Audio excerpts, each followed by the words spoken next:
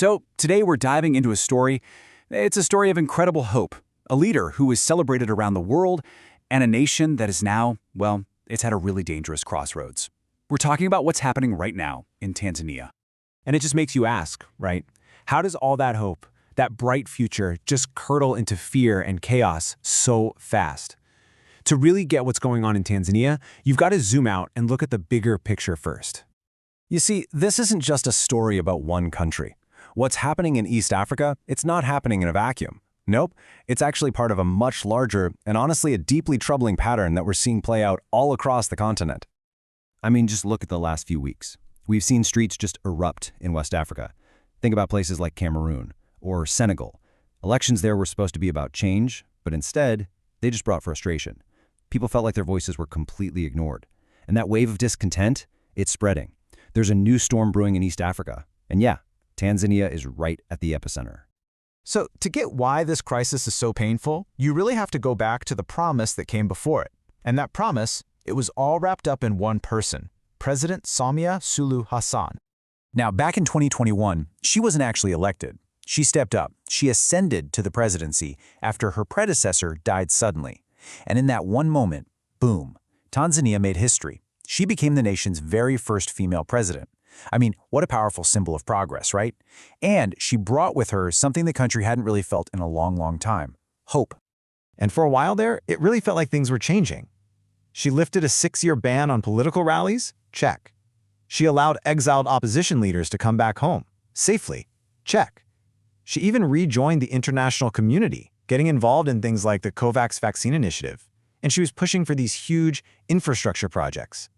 It felt like Tanzania could finally breathe again. And you know what? The world definitely took notice. Headlines were calling her the reformer, the peacemaker. This was the woman who was single-handedly restoring democracy to Tanzania. For a hot minute, she was this incredible beacon of modern African leadership. But that whole story, that image of the hopeful reformer, it was about to take a very, very sharp turn into something much, much darker. Because that was before the mask slipped. That promise of a new era, it just started to fade away, and in its place came the same old familiar tactics of repression and control. And then this really disturbing pattern started to emerge. You started hearing reports, stories about opposition leaders, activists, even journalists being targeted. We're talking forced disappearances, harassment, arrests, all seemingly designed to just silence anyone who disagreed. Of course, the government's official line, they deny everything. So as we get closer to the 2025 election, the two main threats to her power were just systematically taken off the board. You have Tundu Lissu, leader of the biggest opposition party. He gets hit with treason charges, facing a possible death penalty, and his entire party disqualified. Then you have Lahagam Pina, another big name. He was barred from even running in his own party's primaries. You see what's happening here, right? The path to victory was being cleared piece by piece. And all of this, it was the perfect setup for an election day that wasn't really about a democratic choice at all. It was about a nation hitting its breaking point.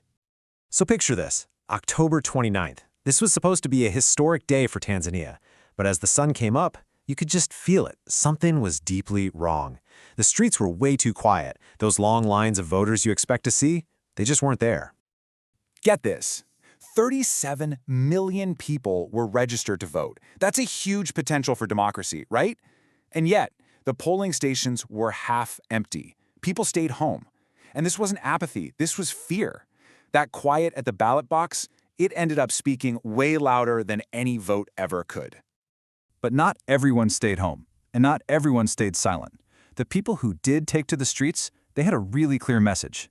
This quote from a protester in the Capitol says it all. They weren't just mad about one candidate. No, they were demanding a fundamental change to the entire system. They wanted a fair, independent process for everyone. And that demand, it just exploded into violence. Protests kicked off not just in the capital, Dar es Salaam, but they spread like wildfire across the country. Tunduma, Dodoma, Arusha, Mwanza. We're talking neighborhoods in flames. A curfew had to be declared. What started as a call for reform, it had turned into a full-blown uprising. And then, right as the chaos was peaking in the streets, the government used a totally different kind of weapon. A new kind of silence fell. The internet, across the entire country, just collapsed. A nationwide digital blackout. Imagine that. Voices were cut off mid-sentence. Dissent was just switched off. So what happened in Tanzania, it really forces us to zoom out again and ask a much bigger and maybe a more uncomfortable question. And that is, how is democracy actually policed? Or maybe more accurately, how is it not policed on the continent? And this right here really gets to the heart of the issue. Look, when there's a military coup like we saw in Mali, Niger, and Burkina Faso, the African Union is all over it. Swift condemnation, suspensions, the whole deal. But when a civilian leader just manipulates an election to crush their opposition, like we're seeing in Tanzania, Cameroon, and the Ivory Coast, the response is usually crickets, silence. It's a massive, glaring double standard. You have people like the Nigerian political activist Timmy Frank who are just calling it what it is, a disgrace. He's arguing that this isn't some kind of democratic progress. It's a growing culture of rigging and oppression, where leaders basically just force themselves on the people using fraud. So, okay, what's the solution? A lot of people are calling for international sanctions, but the analysis here argues that the truth is a bit starker than that. Real, lasting change, it can't be forced from the outside. The responsibility for bringing back genuine democracy, it has to lie with Africans themselves. It's up to leaders to become accountable and up to the citizens to keep demanding it. And that leaves us with one last, pretty provocative thought to chew on. When the end result is the same, the will of the people gets completely overthrown, what's the real difference between a soldier who takes power with a gun and a politician who steals it with a rigged ballot? It's a tough question, and it really challenges what we think democracy even means, not just in Tanzania, but everywhere.